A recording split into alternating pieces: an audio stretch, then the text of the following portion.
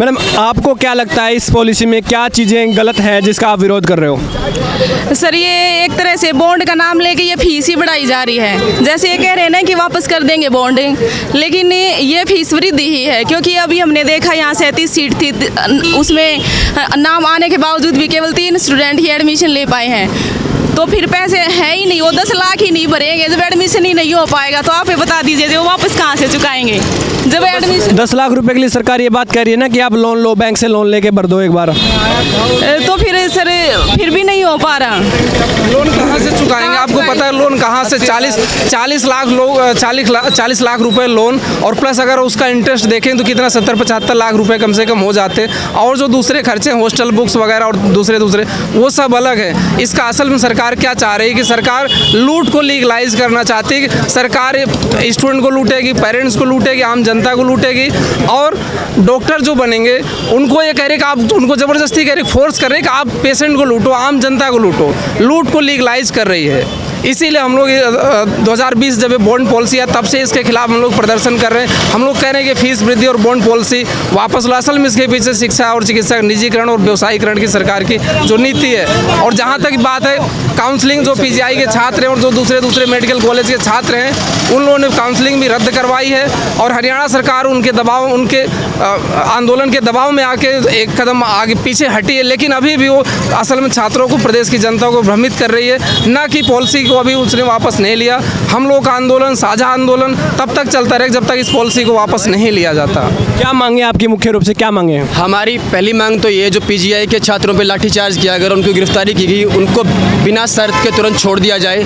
दूसरा है जो बॉन्ड पॉलिसी लागू की गई है उसको रद्द किया जाए। और तीसरा ये कि शिक्षा, चाहे वो मेडिकल की हो या अन्य फील्ड की हो, वो निःशुल्क होना चाहिए और ये हमारे फंडामेंटल राइट में शामिल होनी चाहिए। इसमें एक बात और जोड़ना चाहूँगा मैं, अभी खट्टर साहब ने कल ही बयान दिया था कि जब तक आपके 40 लाख रुपए वो वापस नहीं होंगे तब तक आपकी डिग्री मायने नहीं होगी।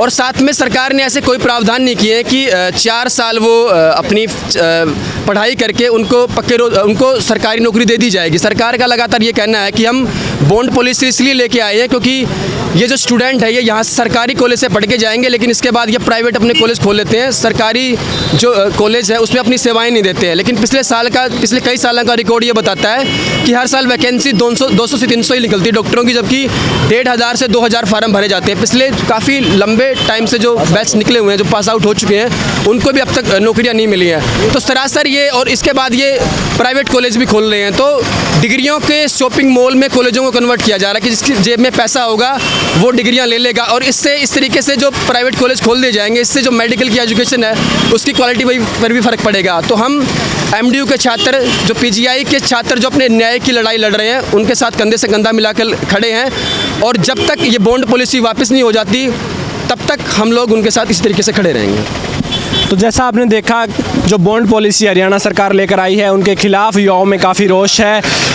और जो भी पॉलिसी में जो इन्होंने बताया कि किस प्रकार से 40 लाख रुपये का बॉन्ड भरने के बाद इनको बेरोजगार इनको छोड़ दिया जाता है कि अब आप नौकरी करें और अपने जो बॉन्ड के पैसे हैं वो वापस ले जाएं और अपनी डिग्री ले जाएं।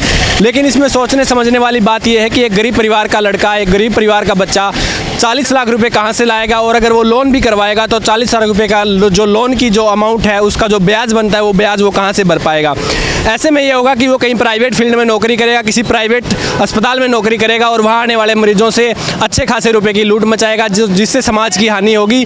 और उसके भ्रष्टाचार में लिप्त ना होने के भी आप गारंटी नहीं ले सकते कि वो भ्रष्टाचार नहीं करेगा। अनाप शनाप वो दाम जो अपनी सर्विस के मांगेगा और इससे समाज में एक जो बुरी चीज़ है वो फैलेगी। कहीं ना कहीं इन छात्रों की जो मांग है वो जायज़ है। न्यूज़ 24 हरियाणा के साथ मैं संदीप कुमार, जुड़े रहे हमारे साथ।